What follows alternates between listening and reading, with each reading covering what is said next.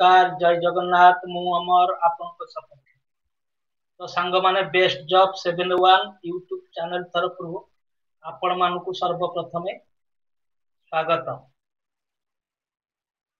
तो सांग माने भुवनेश्वर लोकेशन रे हॉस्पिटल लाइन रे जो माने नियुक्ति पाइबा पई चाहुचंती ताहले एई वीडियो रे जोड़ी हेबि रहंतु।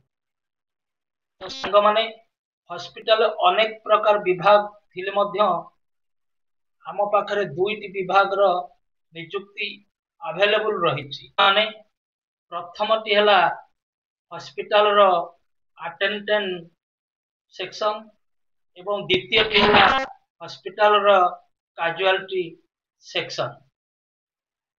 तो सांग माने प्रत्येक हॉस्पिटल रो सेंटर पॉइंट रे थाए गोटे कैजुअलिटी सेक्शन माने आपतकालीन विभाग। तो सांग माने जोठारे आकस्मिक दुर्घटना रोगी मानक तुरंत सेवा दिया जाए ताको ही कहती कैजुअलिटी सेक्शन बा आपतकालीन विभाग।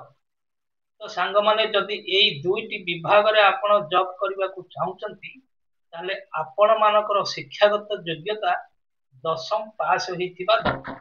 तो माने आपण माने जदि एई दुईटी विभाग रे नियुक्ति पाइबा पई अछंती ताले स्क्रीन ऊपर दिया जाइथिबा नंबर रे तुरंत कॉल करंतु। तो सांग माने आपण माने जदि विभिन्न हॉस्पिटल रे एई दुईटी विभाग रे नियुक्ति पाउछंती ताहले आपणकर मासिक दरमा 9 रु 12,000 मध्य रे रही। तो सांग माने आपण मानकर ड्यूटी समय 8 घंटा रहिबो।